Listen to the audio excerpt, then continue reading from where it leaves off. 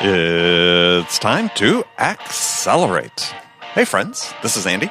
Welcome to episode 698 of Accelerate, the sales podcast of record. So how's everyone's week going so far? I mean, I have to admit, it's pretty early in the year, but we have so many exciting opportunities in front of us that actually we're having a hard time prioritizing what to do first. I mean, you ever run into that problem? I mean, it's a great place to be early in the year. Much better that than not having anything to do, but still. Well, anyway, we have another excellent episode this week for you to help you get February off to a strong start. Joining me today is my friend Skip Miller. Skip is founder and president of M3 Learning, author of a couple of great books. First, Proactive Selling, and secondly, Selling Above and Below the Line. And I always enjoy having Skip on the show. Been around for a long time, no BS, calls it like it is. And he sees firsthand through his work many of the problems that are holding back B2B sellers, and has some pretty clear-cut advice about what needs to change to enable sellers to hit their marks on a consistent basis. And Skip shares some of the findings of his work with sales teams, primarily in the tech business. Sales teams find that 90-day sales forecasts have an accuracy of only 45 to 50%. Think about that. Within a 90-day window, sellers are only hitting 40 to 50% accuracy on their forecast. Find sales cycles too long for the price of the product they're selling. And the average order size, well, that goes along with that, is way too low. So it's sort of like hitting the trifecta of bad outcomes, even in these environments. You still see top performers hitting the number, but it's all about sort of brute force selling, quantity over quality. And the point is not that you can't sell that way, but it's you do it at what cost over the long run. The cost to you, to your organization, to your buyers. So we're going to dive into some specific areas where sellers need to focus to create a brighter sales future for themselves and their organizations. Now, before we get to Skip, I want to take a quick second to talk about the Sales House, the sales accelerator community for B2B sellers. Now, as sellers, we don't have control over a lot of the things that have an impact on our jobs. The products we sell, the pricing, the features, the customers we sell to, our customer service, our customer success teams, all those things. However, what we can control is how we conduct ourselves in front of our buyers. All those other factors pale in importance compared to how we connect and build rapport, how we engage the interest of buyers, how we build trust, how we deliver value that inspires buyers to want to do business with us. And that's our focus at the Sales House, to enable you, sellers just like you, with the knowledge, skills, confidence, and acumen to become the very best version of you. So come visit us at the Sales House. That's visit thesaleshouse.com/trial. That is thesaleshouse.com/trial. We look forward to seeing you there. All right, let's jump into it with my guest today, Skip Miller. Skip Miller, it's great to see you again. As well, always. As always. So we're going to talk about several things. One is we could talk about Cleveland Browns because I know you're a big fan, and I'm very optimistic about the Browns. I was a kid. I was a fan of the Browns. They're sort of my second team. I was a Packer fan. But then, the Browns had Frank Ryan, Jim Brown, Leroy Kelly. Those are great teams to watch. So I'm rooting for them. And we have names in Cleveland of how to lose. We have the drive, the fumble, the shot. We have names. So that's true. And for your listeners, they'll listen to this. There's only 4 teams that have never been to the Super Bowl. And try to name them. The Browns, of course, are one, and there's 3 others who have never been to the Super Bowl. All right. Carolina Panthers. That's true. No, Panthers were there. Oh, that's right. They did go. That's right. They went against the Patriots. Oh, wow. Let's waste some airtime with this one. So, Cleveland. Okay, you were close. Jacksonville. Oh, Jacksonville. Okay, that's right. And then the Texans. Texans and the Titans. No, Titans went. Titans went. They went against St. Louis. That's right. The team that nobody gets also is the Lions. The Lions have never been to the Super Bowl. Oh, wow. That's right. So the Lions, the Texans, and the Browns and Jacksonville. So, so we're in that nice little class there. Yeah. So I'll hold my enthusiasm for the year, but we are excited. Okay. Well, as a lifelong Packer fan, we sort of don't like the Lions because of that. It's always the Thanksgiving Day match. But I was cheering for them this last week as they were playing the Patriots because everybody likes to see the Patriots. Well, most most parts of the country like to see the Patriots lose. Like to see, the franchise come down. Yeah. Yeah. So especially the protege playing the master, it was great drama. Yeah. All right, we're going to talk about sales, and the topic really for today is one you and I have talked about in the past and exchanged correspondence about is how do we really change things up in sales, right? I mean, sales, in my opinion, sales fundamentally operates the same way it's operated for, let's say, since the 1890s. When NCR sort of revolutionized industrial selling in the United States. I mean, it seems like we're doing things largely the same way in terms of how we manage people, hire people, how we measure how they do.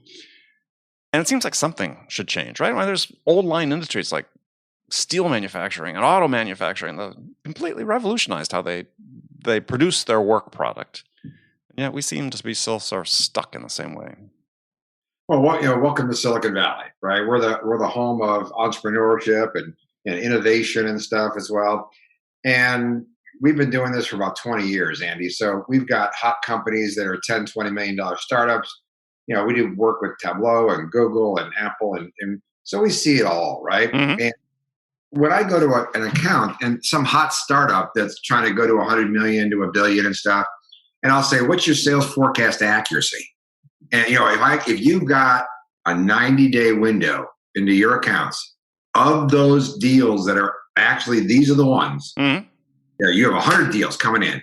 90 days later, how many of those 100 come in? Not, the total revenue number, because things can slide in and slide out. Of those 100 come in, I typically hear like 45%, 50%. And if you think about it, you get better odds in Vegas sometimes. So it's like, forecast accuracy is a symptom. Right. And then you go, how about your sales cycle length? Mm-hmm. Well, we sell something for $20,000, takes us 110 days to do it. And you're like, you're out of business if it takes 110 days to sell 20 grand. Mm-hmm. What are you doing to shorten your sales cycle length?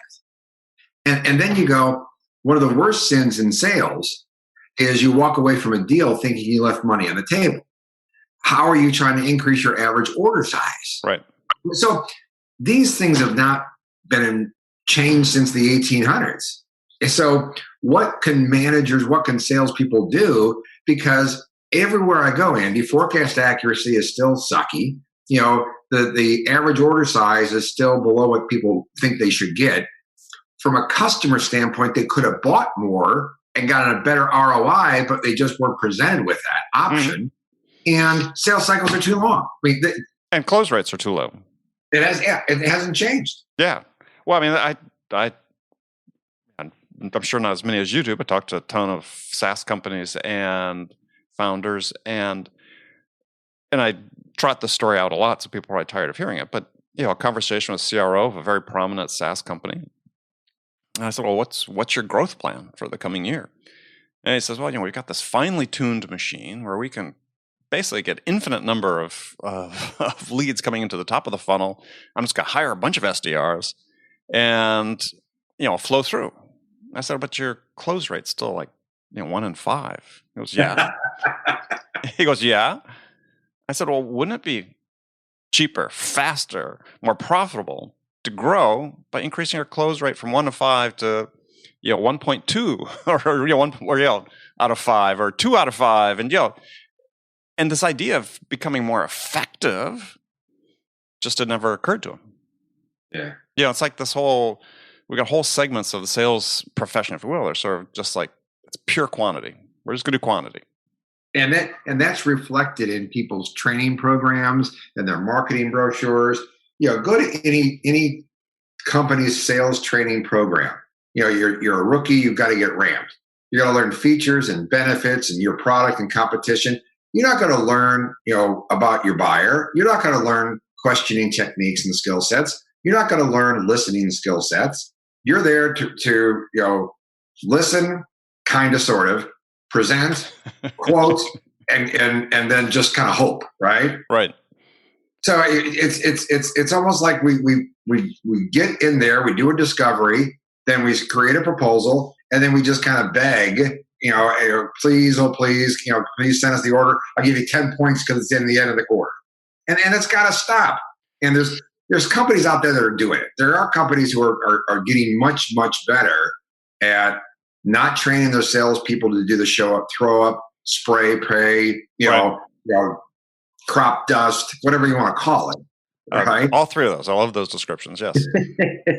So there are better trends out there. There really are. Well, how do we make it more widespread? Because I think that one of the things I see is especially with companies that sort of embrace certain industries, embracing the inside sales model is there's like a little Bible they follow, and I find it so ironic that companies that are so dedicated to disrupting markets use these sales processes that are so rigid. And to your point, it's like when they're onboarding people and they're training people, it's all about the activity. And it's not about how do I make this person better at what they're doing. So I love when we get kind of new customers and I get to talk to some of their better reps. And I'll say, tell me a deal you got working. Well, I got this one deal, it's looking really good. How much is it worth? 50 grand. When's it coming in? End of the month. Okay.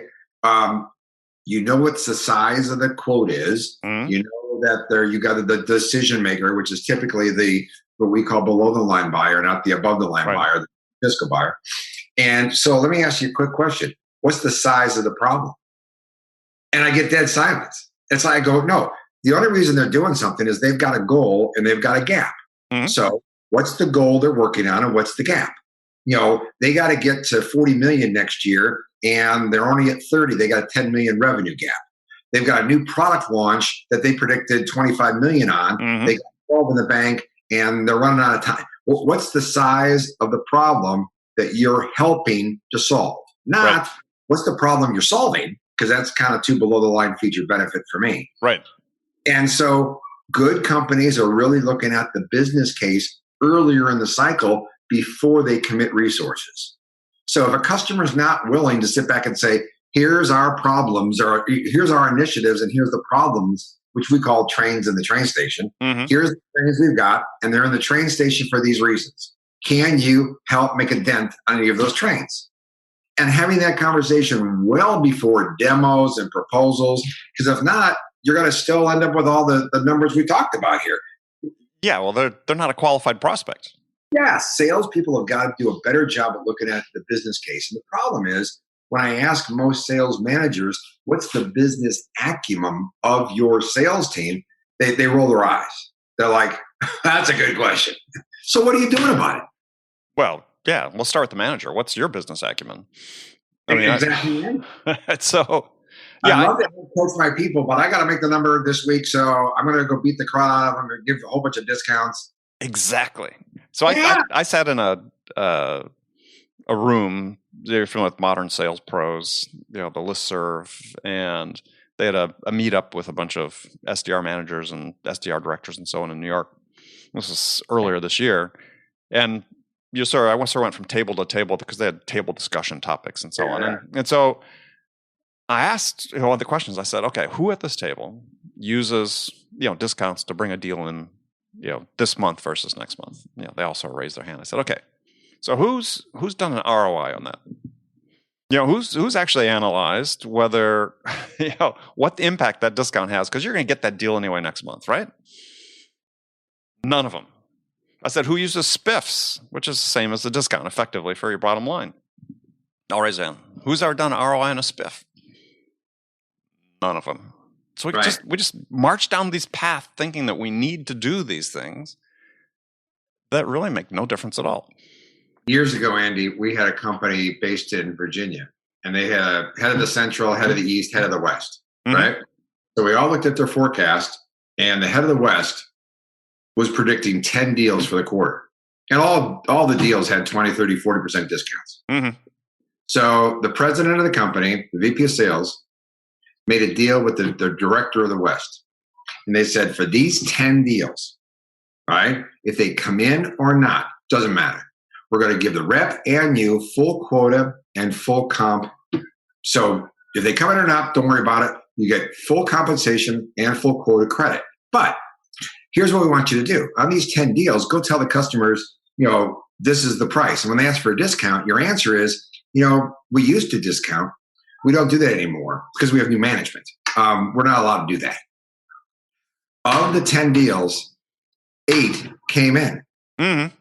at list price. Yeah. We're looking at a 30% discount. I mean, the number was close to $500,000-$600,000 of earnings, not revenue, earnings that they were going to give away because that's what's needed, because that's how people buy in this industry, I was told. So Right. we did this little trick, and it worked out great. And it turned out, guys, we don't need a discount. It's our paradigm. Yeah. So one of the biggest things I find, Andy, is busting down people's paradigms. I've done 3 or 4 company turnarounds myself as either VP or as president. We've always done it that way. Skip, we tried that a couple of years ago. It didn't work.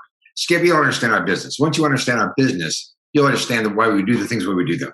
Exactly. Paradigms, we have companies who have 90% forecast accuracy, and it's because the management demands it.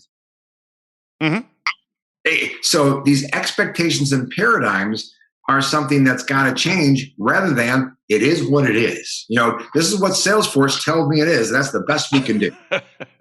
Well, and the thing about forecasting, and let's take that as a topic, is how many companies, maybe the companies you work with are an exception, but how many companies do you know actually provide training on how to forecast and then provide regular feedback on the accuracy of the forecast, measure people on the accuracy of their forecast?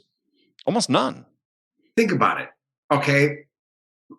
A common term with forecasting is how much over do you have? 2x, 3x, 4x, 4.5x? Let's just take 2.5x. You're telling me that the entire sales team is focusing on 2.5x in their deal, knowing that 1 out of 2.5 are going to come in. That's 1.5 effort, productivity the salespeople are spending on something that's not going to come in. So why would the culture be we have to have 2x, 3x funnel? Why? You got to bust that paradigm down. Oh, that's rampant in Silicon Valley. I mean, this is, every CEO I talk to, it's like, well, I talked to a CEO earlier this year who said, yeah, we're increasing our pipeline coverage from 5x to 7x. And I said, so what you realize you're doing is you're giving your reps incentive to put crap into the pipeline. Andy, I used to sit at my desk as a sales guy Friday at 4:00 going, yep, I called on this company. I just sent it in because it was required that you had to have X amount in your funnel. I made stuff up. Yeah. I mean, not that that's, it's kind of like a low integrity shot, but as a 25, 6-year-old salesperson, I wasn't good. I mean, I didn't have it, but I was told to get it. I'll do something. Yeah. So you're right. Crap in the funnel. Yeah. No, I was fortunate. I never had to work in those. I worked in big companies, but we never had that. Maybe it's because of managers I work for. We never had that imperative to have a certain percentage coverage. If we didn't make the number, we were gone. So they gave us the freedom to sort of hang ourselves. And I have to admit, I always operated with low coverage because I either fortunately or not, or I got trained well, or had a great mentor. I learned how to qualify early on, and I operated thin, but I closed them. If they were qualified, they're qualified to buy what I was selling. In my book, I have a book, Proactive Selling, and when it did well, they asked me to do a second edition. So I filled out some stuff, sent it in, and they called me back within a week. The publisher said, well, Skip, didn't you read your contract? And I said, no. And they said, well, you've agreed to change 25% of the book. I go, wow, that's like a lot. I didn't know that one. So I had to come up with some new ideas. And the one idea I came up with was the definition of qualify and disqualify. Qualify are the things we do, the questions we ask to try to keep the deal in the funnel.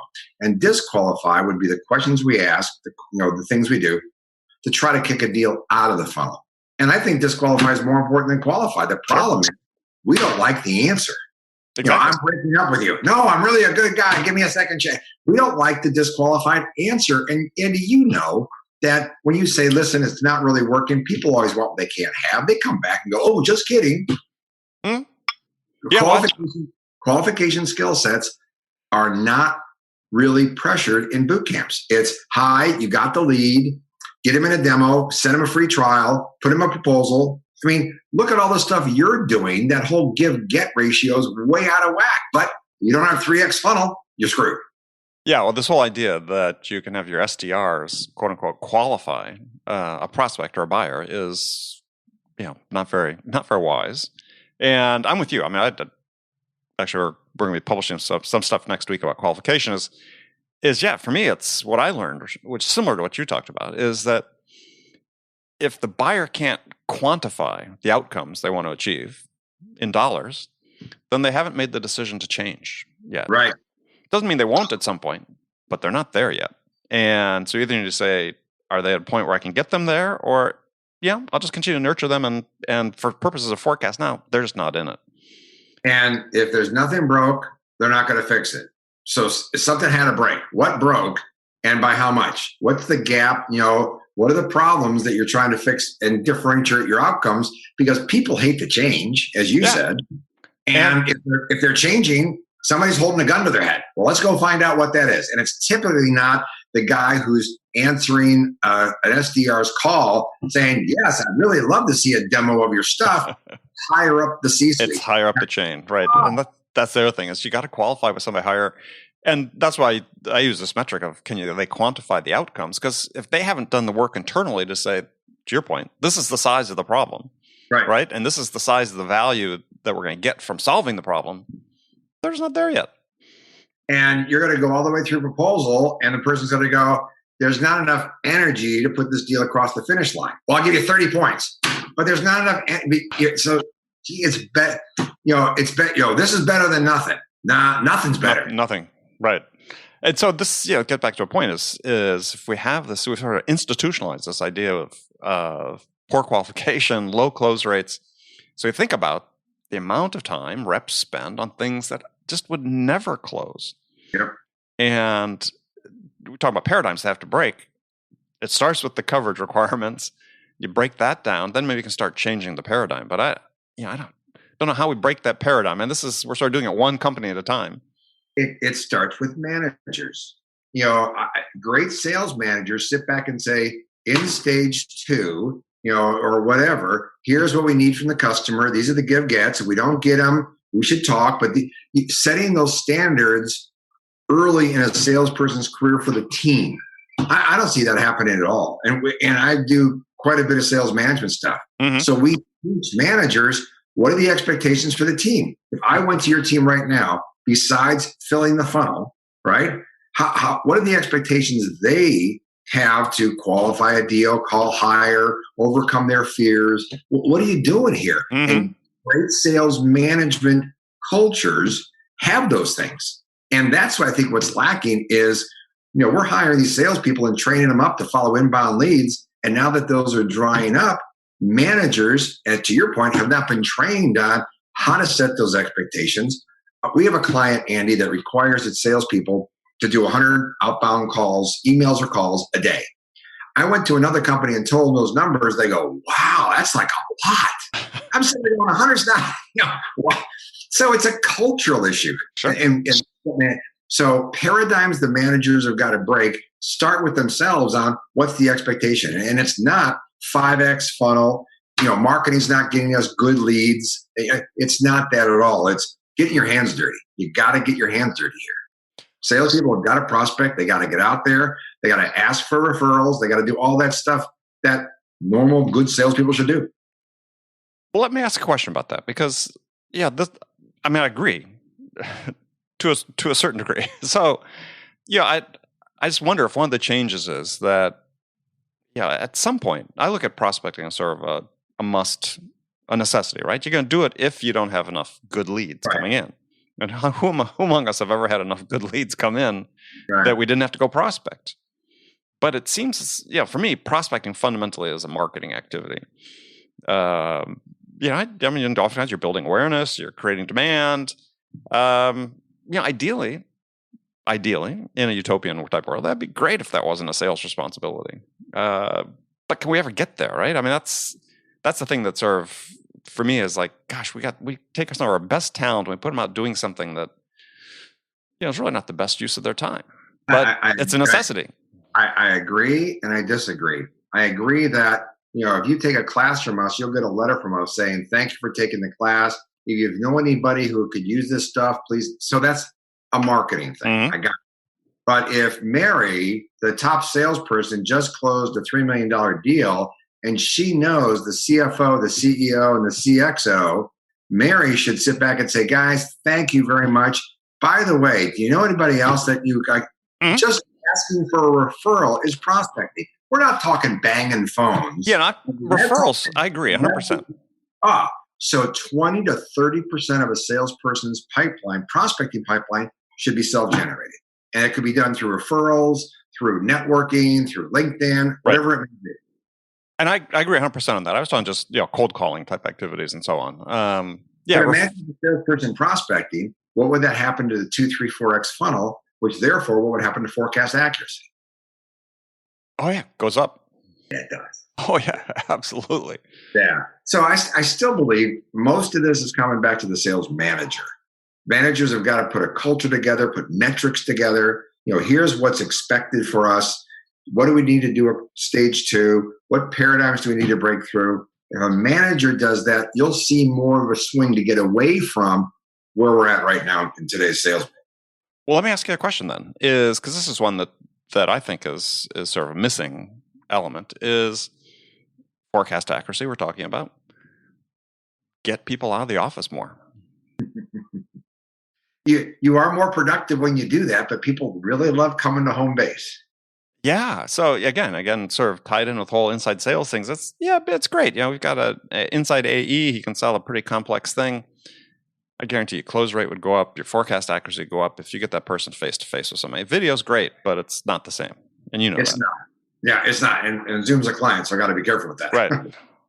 But the basic wonder is, guys, if a salesperson has got to make a commitment to get in a car or get in a plane and travel, that means they're required to get hard commitments from their customers, which you don't have to do by a Zoom meeting or an email. If they didn't respond to an email, they'll respond to it tomorrow. I mean, it's kind of like it's like kissing through a screen. I mean, it's not a commitment, okay? Right. If I got to get on a plane or a car and take my boss with me, and the place doesn't exist, or the person isn't work there anymore, or they don't show up for the meeting, I didn't do my job. Boy, that requires a lot of work. Well, good sales does require a lot of work. So I fully agree with you. You got to spend more time outside than just in, except in the low area where you're dealing with, $50 a month, $100 a month type stuff. Yeah. Transactional, obviously, you don't need to do that. But, exactly. But anything with any sort of complexity to it. And, I was talking to one company, and I think their lifetime contract value was like 150 or something. And they were afraid and they had bigger deals, obviously, than that. That was average. And they were afraid to get on a plane. I'm like, really? Go get on a plane, close a deal. I mean, this is what the customer wants you. And also, you start differentiating yourself when you go do that. Yep. And but that sense of urgency, one more time, has got to come from the culture of the managers. Guys, when do the customer need this deal? Let's go get it from them. Come on, let's set up that meeting. Let's go. And once that culture starts, then the salespeople will pick up that sense of urgency. But if the managers doesn't have the sense of urgency, so let's go out and talk to customers. Trade shows, I think, are hysterical. I mean, who works a trade show? Rookies and veterans. The veterans know it's a great networking opportunity. The rookies have to do it because they're filling in the blanks. The B and C players don't go to trade shows because it's like, I don't want to go. It's not my thing, right? I get it. Trade shows are a lot of work. I used to run a trade show company. But boy, there's some great networking. There's some great stuff to do, but it requires a lot of homework before you go. Yeah. So that culture, again, of a manager has got to be, guys, we prospect 20, 30% of the time. We get out there and let's go.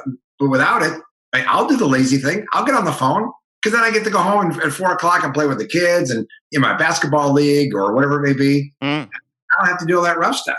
And like you and I in our own business, when I went from executive platinum to platinum on American, I celebrated because that says I wasn't flying as much as I do, which I don't want to fly that much. Right. So me too. You got to get out there, but fully agree with you. What do you think? So I'm going to flip it back to you for a second. Sure. What do you think, talking about the topic of sales has been this way for 200 years, but we got to do things differently, right? Mm-hmm. Number one, in my opinion, we got to stay closer to the buyer's journey because buyers are looking at a lot more stuff. 2, we got to go find the business case. What's the size of the problem? Mm-hmm. 3, we got to bust through paradigms, especially at the sales manager rank, like we've always done it this way. Well, what are some trends that you're seeing? Well, I mean, the oral history is certainly one of them, right? This oral tradition that gets passed on from generation to generation. So, one of my big bugaboos is I always smile when when someone says, well, we got to go create a sense of urgency in the customer. And it's like, well, then they're not ready to buy. I mean, it's the customer. Yeah, if you do any sort of research or reading into buying behaviors, is that when people embark on a buying behavior, they want to quickly gather information to be able to make a good decision with the least investment of their time and energy possible.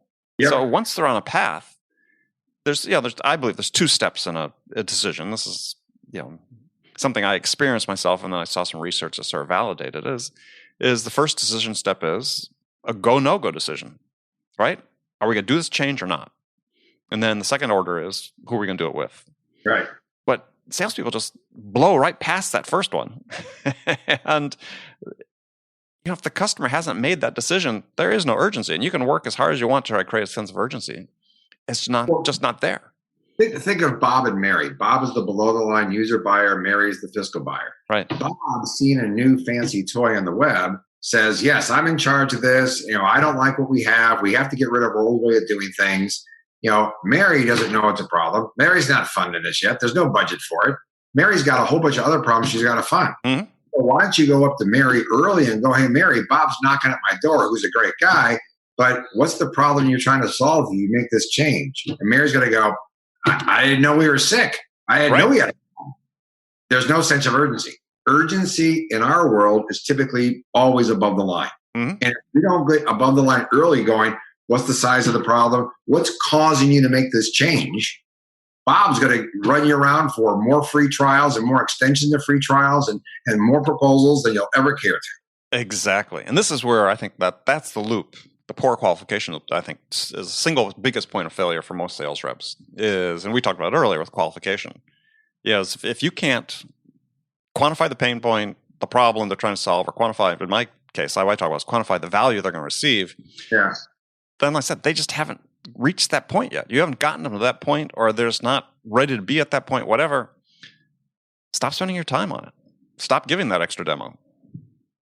To the point, I've got a big, golf tournament coming up, and I don't want to, shoot, over 100.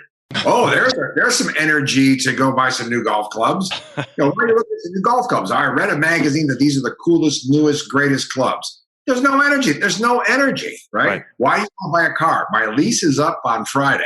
I guess there's some energy there. Mm-hmm. But I was just looking at your new models. I mean, you got to find out that, as you said, sense of urgency to make a change, not a sense of urgency to buy my stuff. That's down the line.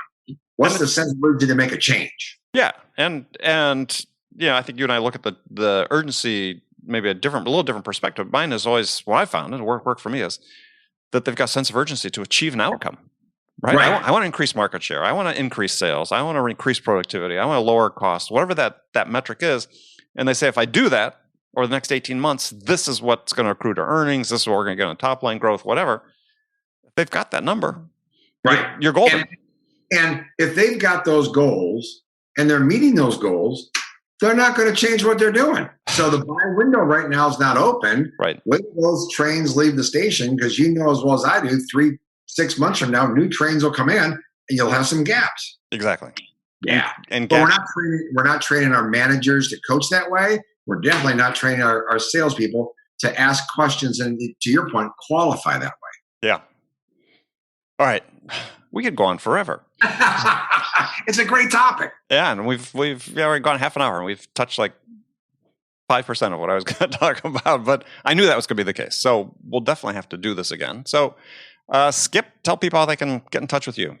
Sure, Skip at M3, the number 3, M3Learning.com, or the website is M3Learning.com. Amazon's got all my books and sales management, and happy to talk to anybody or kind of go from there. Perfect. All right, Skip, thanks. Great as always. All right, thanks, Andy. Okay, friends, that was Accelerate for the week. First of all, as always, I want to thank you for joining me, and I want to thank my guest, Skip Miller. We'll make sure to have Skip back again. Join me again next week as I welcome Daryl Prail to the show. Daryl is the CMO of VanillaSoft, and we're going to have a really interesting conversation about sales and marketing alignment.